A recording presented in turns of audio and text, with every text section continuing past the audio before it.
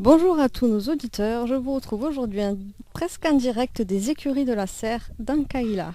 Nous allons parler de ces chiens exceptionnels qui font un travail remarquable au sein de l'unité cynophile de la préfecture de police. Chacun de ces chiens sont formés dans un domaine particulier, qu'il s'agisse de la dissuasion ou de la recherche de stupéfiants ou d'explosifs. Les aptitudes extraordinaires de ces chiens les rendent aujourd'hui incontournables pour les forces de l'ordre. En France, la brigade canine englobe la police nationale, la gendarmerie nationale, la douane et la police municipale. C'est en 1845 que la préfecture de police a utilisé pour la première fois des chiens pour tenter de sauver des personnes de la noyade ou des candidats au suicide. Mais les résultats de cette opération n'ayant pas été concluants, le préfet a décidé de créer une unité de chiens de police pour lutter contre les cambriolages. Les bons résultats obtenus par ces chiens d'attaque et de défense ont incité l'administration à employer une brigade canine pour assurer la sécurité des rues la nuit. À cette époque déjà, plus de la moitié des commissariats étaient dotés de chiens. L'unité cynophile englobe aujourd'hui 4 types de missions. La section patrouille, qui assure un service de prévention et de lutte contre la délinquance 24 heures sur 24, elle participe à la recherche de personnes disparues. La section de capture, créée en 1996, consiste à capturer les animaux errants, blessés ou agressifs, réduire les risques liés à la présence de chiens dangereux sur la voie publique et informer les propriétaires d'animaux sur la réglementation sanitaire en vigueur. Tenue en laisse, port d'une plaque d'identification, port de la muselière pour les chiens catégorisés, etc.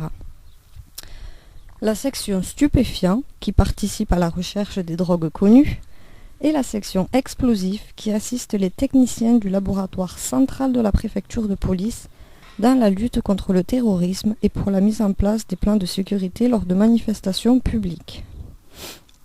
Le plus souvent, les chiens proviennent de dons de particuliers ou d'achats effectués par le Centre national des unités cynophiles dans les élevages. Les chiens ne doivent pas forcément être inscrits au LOF, par contre, ils doivent répondre à des critères précis. Ils doivent être âgés de 1 à 2 ans afin que leurs caractéristiques psychologiques et morphologiques soient stabilisées. Ils doivent avoir une grande aptitude au jeu, car le travail de recherche est basé sur cette faculté. Ils doivent être en bonne condition physique et avoir un caractère adapté aux missions à effectuer. La plupart des chiens sont des malinois ou des bergers allemands. Ils sont dressés pendant 3 mois. La formation du chien est différente selon son utilité future, mais comprend toujours une phase de familiarisation entre le maître et le chien, qui consiste à des phases de jeu, de promenade, de caresse pour établir la relation de confiance et de complicité nécessaire à un travail en équipe. La deuxième phase consiste à apprendre les ordres de base, assis, couché, au pied, ainsi que les réflexes de défendre son maître. Ce n'est que lors de la troisième phase de formation que le chien apprend plus spécifiquement son métier. Les chiens de l'unité cynophile prennent une retraite bien méritée à l'âge de 9 ans et sont alors gardés par leur maître ou placés en famille d'accueil. Voilà, je vous souhaite une très bonne journée sur Radio de la Save et à très vite pour un nouveau sujet.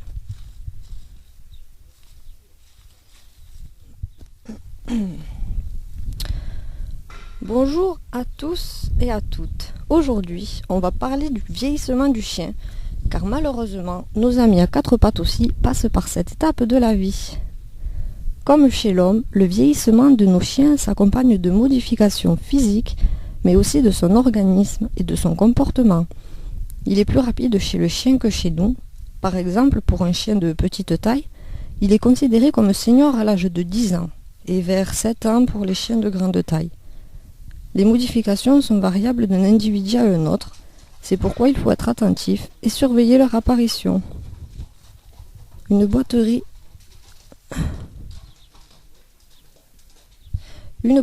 ou une simple réticence à se lever ou à se déplacer, une toux ou un essoufflement, des troubles digestifs fréquents, une augmentation du volume des urines, une baisse ou une augmentation de son alimentation et un amaigrissement ou une prise de poids ou tout simplement une modification de son comportement, comme je le disais tout à l'heure, due à des douleurs ou une baisse de la vue ou de l'ouïe. Même chez un vieux chien, ces signes ne sont pas normaux et peuvent traduire l'apparition d'une maladie. Même si celles-ci ne peuvent pas toujours se guérir, il existe des traitements adaptés pouvant ralentir l'évolution et améliorer son confort de vie. Bien sûr, si le chien souffre trop, la meilleure solution reste quand même l'euthanasie, même si c'est une décision difficile à prendre. Il faut se dire que nos animaux y ont droit contrairement à nous et que c'est la meilleure solution dans certains cas. Pour améliorer le confort de vie d'un vieux chien, il est préférable d'installer son couchage en rez-de-chaussée et au ras du sol. Il faut adapter les promenades à ses possibilités et son alimentation à sa dentition. S'il a du mal à se retenir, il faut le sortir plus souvent et lui laisser un accès vers l'extérieur la nuit si possible. Stimuler un vieux chien peut être à double tranchant. Par exemple, certains chiens vont être stimulés par l'arrivée d'un jeune chien à la maison, alors que d'autres vont s'enfermer encore plus dans la dépression. C'est à tester au cas par cas. Encore une fois, il n'y a pas de notice et chaque individu aura des réactions différentes. Un bilan senior chez votre vétérinaire est à prévoir pour prévenir des douleurs, des problèmes d'arthrose, d'une insuffisance cardiaque ou rénale. La surdité, la baisse de la vue ou la dépression sont souvent les premiers troubles du comportement.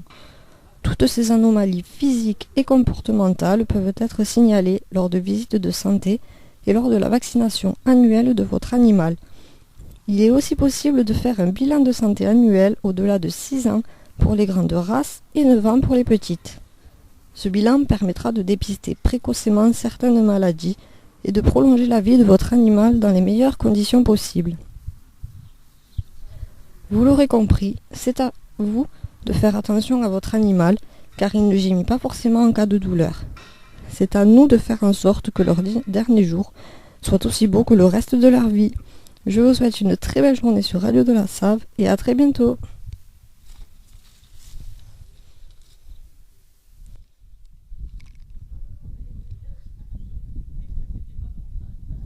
C'est bon.